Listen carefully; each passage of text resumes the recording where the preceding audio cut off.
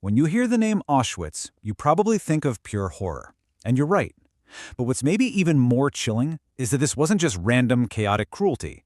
No, this was a place of meticulous, cold, and evil design. So today, we're going to deconstruct the systematic machinery of the world's most infamous death camp. Okay, let's set the scene. It's 6 p.m., June 10th, 1944. A train, it just grinds to a halt. The doors slide open, and suddenly there's just chaos. Shouts, confusion, thousands of people are pouring out onto the tracks. They've got to leave behind everything they carried, and they have absolutely no idea that they've just stepped into a meticulously designed system of murder. So to really get a grip on how this place worked, we're going to follow the journey of a 16-year-old boy named Lukasz and his father, Sandor. Now, they're not real individuals, but their story is very real. It's a composite, woven from countless true accounts to help us see the human face behind this industrial-scale horror. And their journey, just like everyone else's who came here, started with one single brutal test. This was the first stage in the camp's design: arrival and selection. Imagine this. You're in a line, shuffling forward. An SS doctor just stands there and, with a simple flick of his hand, decides if you live or die. It's that simple, that terrifying. He points to the left, you're considered fit enough for forced labor. He points to the right, you're sent straight to the gas chambers. And that first decision, right there on the platform, determined everything. I mean, just think about this. The vast majority, we're talking over 80% of the people who arrived at Auschwitz never even saw the inside of the camp. They were murdered just hours after they got off that train. And in just a split second, Lukasz has to watch as his childhood friend, Tomasz, and his old neighbor, Mrs. Kovat, are sent to the right. Too old, too young, not fit to work. Then the doctor turns to him and his father and points left. They're spared, for now. But they have absolutely no clue what's coming next. So, for the few who survived that first selection, the next step in the camp's design started right away. And this part was all about one thing: systematically erasing everything that made them who they were. They were shoved into a building they called the sauna. And in there, every bit of your individuality was just stripped away. First, they take all your belongings, everything. Then, they shave all the hair from your head, from your body. And finally, they tattoo a number onto your arm. That number is your new name. In just a few minutes, you've gone from being a person to being a number. And from there, you're pushed into your quote-unquote new home, the barracks. I mean, they were just hell on earth. You had these cramped wooden bunks stacked 3 high, barely enough room to even lie down. The air was just thick with the smell of sweat, sickness, and decay. The floors were covered in filth. And for the whole room, packed with people, there was just one single dim lamp.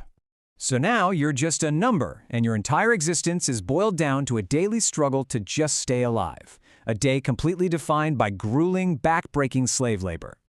You know, one of the most twisted, surreal parts of this whole thing was the morning roll call. As these work groups were marched out, an orchestra made up of female prisoners was forced to play music. Can you imagine that? This haunting classical music becomes the bizarre, nightmarish soundtrack as you're marched off to work, maybe to your death. A lot of prisoners, including Lukasz in our story, ended up at Monowitz. You might also know it as Auschwitz III. And this place, it wasn't just a camp. It was a huge factory complex. Its entire reason for existing was to exploit slave labor, to crank out synthetic rubber and fuel for the Nazi war machine. And this all goes back to the design. The location of Auschwitz was absolutely deliberate. It was built in southern Poland, so it was isolated enough to hide what was really going on, but, and this is key, it had great railway connections. This made transporting millions of victims and all the necessary supplies terrifyingly efficient. And that word, efficiency, it really gets to the heart of it. This proves, again, that Auschwitz wasn't just some random display of cruelty. It was a calculated system, a machine that ran on a vile, twisted logic of its very own. So how is it so efficient? Well, because the complex was actually 3 main camps rolled into one. You had Auschwitz I, which was basically the administrative center. Then there was Birkenau, or Auschwitz II. That was the purpose-built mass extermination factory. And finally, Monowitz, the slave labor camp we just talked about. Each part had its own specific, horrific job to do. And inside this awful system, certain people became legends of pure terror among the prisoners. For Lukic and everyone else there, one name was whispered with a special kind of dread: the SS doctor Joseph Mengele. They called him the Angel of Death, and what he did was just monstrous. He performed sadistic medical experiments on people. He had this obsession with twins, and he would deliberately infect them with diseases just to see how they'd react. If one twin died, he would kill the other one right away so he could perform a comparative autopsy. And he did all this in the name of some twisted, fake science mission for racial purity. But even in a place like that, in that total abyss, you'd still find these small flickers of humanity. In the barracks, for instance, prisoners would secretly get together to play chess. They'd scratch a board into the dirt floor and use little pieces they carved from scraps of wood. And for just those few minutes, they weren't numbers. They were just people playing chess. But of course, for most people, those moments were way too short and far between. As the war started to turn against the Nazis, the camp's machinery of death didn't slow down. It actually sped up. And that led to an unspeakable end for hundreds of thousands more. So it brings us back to that first question, doesn't it?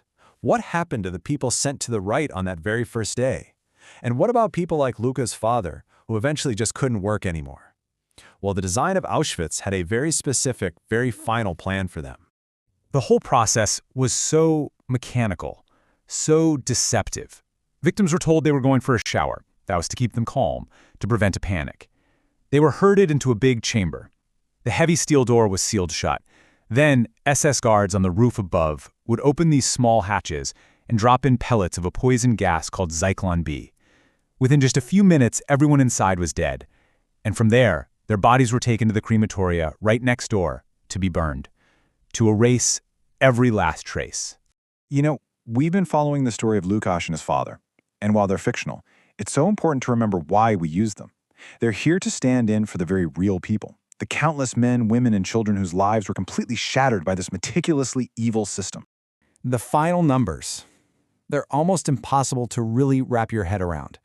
Over the years that Auschwitz was in operation, about 1.1 million people were sent there. The vast, vast majority of them were Jewish. And out of that 1.1 million, more than 900,000 were either murdered outright or literally worked to death. This was an industrial complex of terror. It wasn't just designed to imprison people, it was designed to erase them. It's just a chilling, unforgettable testament to the depths of calculated, systematic evil.